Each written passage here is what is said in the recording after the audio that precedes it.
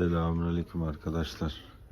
Yavrularımızın 38. günü maşallah, subhanallah. Kocaman oldular.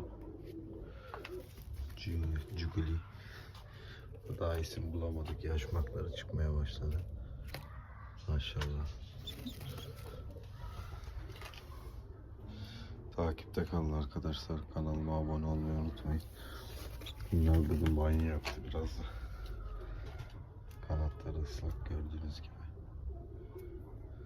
Takipte kalın. Allah'a emanet olun.